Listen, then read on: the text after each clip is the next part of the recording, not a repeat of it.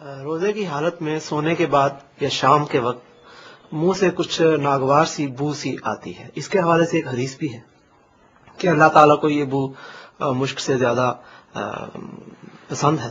تو اس کے حوالے سے ہمارے علماء یہ کہتے ہیں کہ شام کے وقت یا اس حالت میں جب منہ میں یہ کیفیت پیدا ہو جائے تو مسواک یا برش نہیں کرنا چاہیے. تو یہ کیا حکم اس حدیث کے صحیح فہم پر مبنی ہے؟ اس بات تو یہ ہے.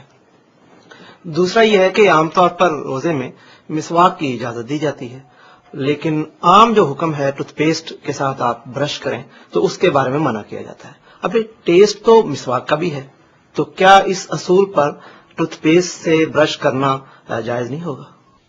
یہ دانت ہر حال میں صاف رکھنے چاہیے، منہ کو بدبو سے ہر حال میں پاک کرنا چاہیے. یہ تو وہ آداب ہے جو ہم کو اللہ تعالیٰ کے پیغمبر نے سکھائے ہیں. منہ اور دانت صاف رکھنا یہ ہمارے ہاں انبیاء علیہ السلام کے سنن میں سے ہے، اس لیے اس کی پابندی لازماً کی جائے گی. اور رسول اللہ صلی اللہ علیہ وسلم نے تو یہ فرمایا ہے کہ اگر اللہ تعالیٰ نے جس طرح مجھے مسواک کرنے اور دانت صاف کرنے کا حکم دیا ہے، یہ خیال نہ ہوتا کہ میری امت کے لیے بڑی مشقت کا باعث بن جائے گا، تو میں ہر نماز کے ساتھ لازم کر دیتا اس کو کہ لوگ دانت بھی صاف کریں، منہ بھی صاف کریں. یہ چیز دونوں پہلوؤں سے بڑی اہمیت کی حامل ہے. یعنی آپ کے منہ میں اگر بدبو ہے تو آپ اللہ تعالیٰ کے ساتھ بھی تو معاملہ کر رہے ہیں، یہ اس کے آداب کے بھی خلاف ہے. اللہ تعالیٰ کے حضور میں بھی آدمی کو اپنا بدن پاکیزہ بنا کر جانا ہوتا ہے. خود حضور نے اس احساس کا ذکر کیا جب لوگوں نے کہا کہ آپ پیاز اور اس طرح کی بات سبزیاں نہیں کھاتے جس میں بدبو آتی ہے، تو آپ نے فرمایا انا رجل اناجی، مجھے تو اصل میں دعا مناجات کرنا ہوتی ہے. تو اس کے معنی یہ ہے کہ اللہ تعالیٰ کے حضور میں بھی یہ چیز پسندیدہ ہے کہ آپ بہت پاکیزہ اور بہت صاف ستھرے ہو کر اللہ کے حضور میں جائیں.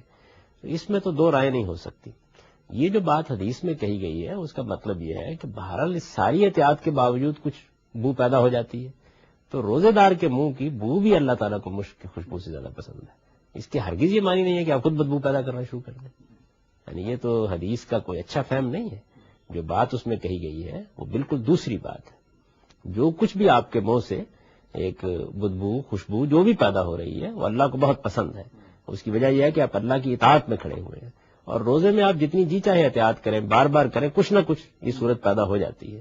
اسی کے بارے میں فرمایا احتیاط تو آپ کو کرنی ہے، ہر حال میں کرنی. دانت صاف رکھنے ہیں، منہ صاف رکھنا ہے. یہ چیز جس طرح میں نے عرض کیا ایک پہلو سے اللہ تعالیٰ کے حضور میں دعا و مناجات کے لیے ضروری ہے، دوسری طرف لوگوں کے لیے باعث اذیت ہو جاتا ہے. تو اس میں کوئی مسئلہ نہیں. رہ گئی یہ بات کہ آپ مسواک کریں، تو مسواک تو آلات میں سے ایک آلہ ہے. آپ جہاد کریں گے تلوار سے کریں گے، اگر کسی زمانے میں توپ ایجاد ہو گئی ہے توپ سے کریں گے. یعنی اصل چیز یہ ہے کہ آپ کو دانت صاف کرنے ہیں. تو دانت صاف کرنے کا ایک طریقہ یہ تھا کہ اس میں مسواک کی جاتی تھی، پھر اس کے بعد منجن ایجاد ہونے شروع ہو گئے، اب اس کے بعد ٹوتھ پیسٹ ایجاد ہو گئے ہیں.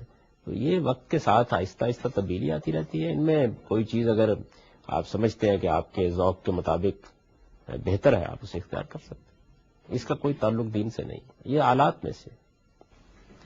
لیکن ذائقہ ٹوتھ پیسٹ میں تو ہوتا ہے، مسواک میں بھی ہوتا ہے. جی مسواک میں بھی ذائقہ ہوتا ہے، ہلکا سا ذائقہ. مختلف درختوں کے مختلف ذائقے ہوتے ہیں. اچھے طریقے سے مسواک کرو گے تو کچھ نہ کچھ ذائقہ آئے گا.